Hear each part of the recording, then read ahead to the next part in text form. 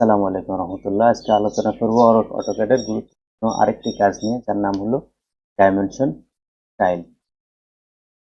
Format থেকে dimension স্টাইলে click করতে পারি, অথবা কিবোর্ড থেকে ডি লিখে এন্টার দিলেও একই বক্স আসবে ডাইমেনশন।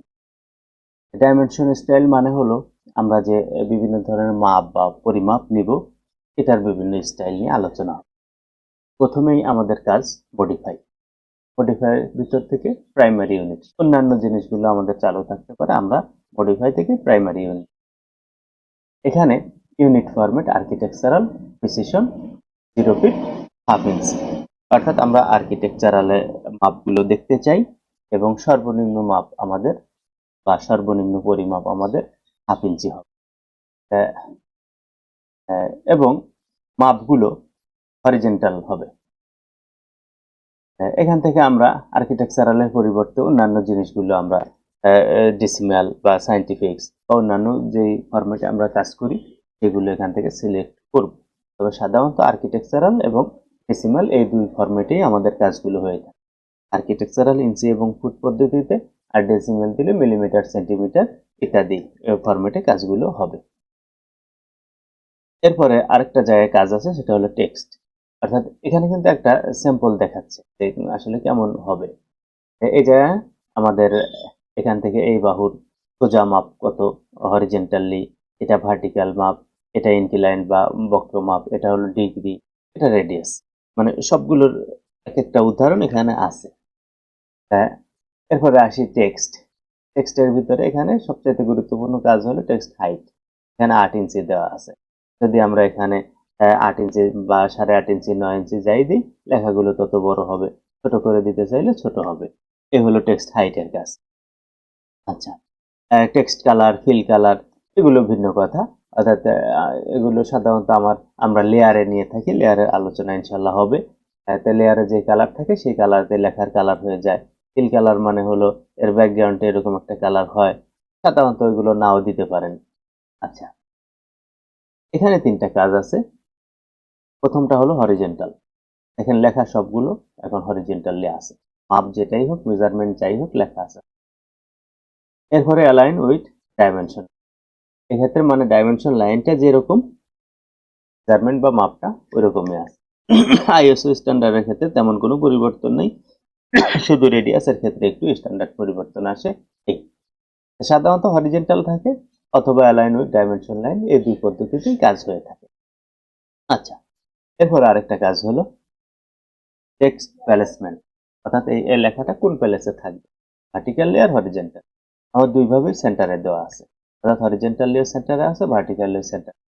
যদি আমরা মনে করি যে ভার্টিক্যালি এটা সেন্টার না, এটা অ্যাবোভ পরে থাকবে, তাহলে ভার্টিক্যালি সে কোথায় আছে, পরে আছে বা বাহিরে আছে। তারপরে আউটসাইড দিলে পারে, আউটসাইডও এরকম লেখার বাহিরে চলে যাবে। সাধারণত সেন্টারে থাকে।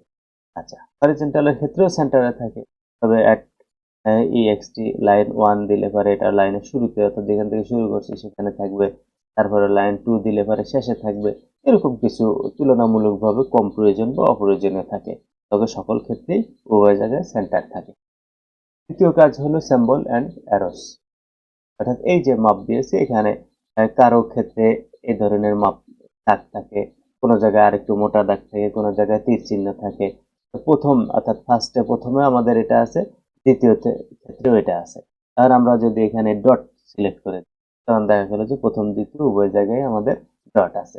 যদি আমরা এখানে অন্য কিছু সিলেক্ট করি তাহলে অন্য কিছু হবে।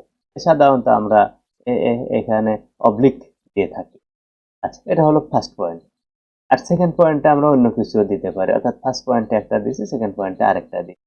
ঠিক আছে, এভাবে। তবে সাধারণত উভয় পয়েন্টেই আমাদের অবলিক হয়ে থাকে। কেন অবলিক দিছি, জায়গাও অবলিক। আচ্ছা, লেটার। লেটার মানে হলো কোনো একটা জায়গার মাপ চিহ্ন দিয়ে আরেক জায়গায় নিয়ে দেখানো। এটার কমান্ডের সামনে আসবে যে লেটারের পয়েন্টগুলো কেমন হবে। হ্যাঁ, সেই লিডারের পয়েন্টগুলো আমরা এখান থেকে সিলেক্ট করতে। অ্যারো সাইজ, অর্থাৎ এই যে আমরা এখানে এই অ্যারো বা তীর চিহ্ন বা যাই নিচ্ছি, এর সাইজকে আমরা আরো বড় করতে পারি। দেখতে যে এখন আমাদের এই দাগগুলো অনেক বড় হয়ে যায়। এভাবে আমরা অ্যারো সাইজ নিতে পারি। তো এই ছিল আমাদের আজকের এই ডাইমেনশন স্টাইল। এছাড়া ওই লাইনগুলোর স্টাইল আরো অনেক কিছু আছে, সেটা দরকার নেই। তো প্রথমে আমরা ডাইমেনশন স্টাইলে আসবো, প্রাইমারি ইউনিটে আসবো, এবং কোন ইউনিটে আমরা মেজারমেন্ট বা মাপটা দেখি সিলেক্ট।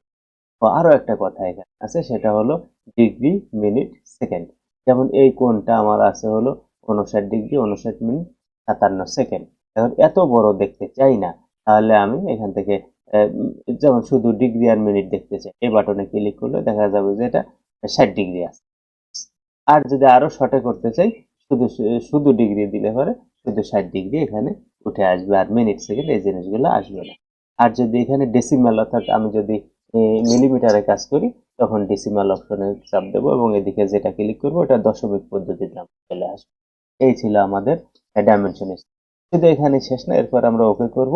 ওকে করার পরে এই জায়গা থেকে সেট কারেন্ট বাটনে ক্লিক করে ক্লোজ ক্লিক করতে হবে।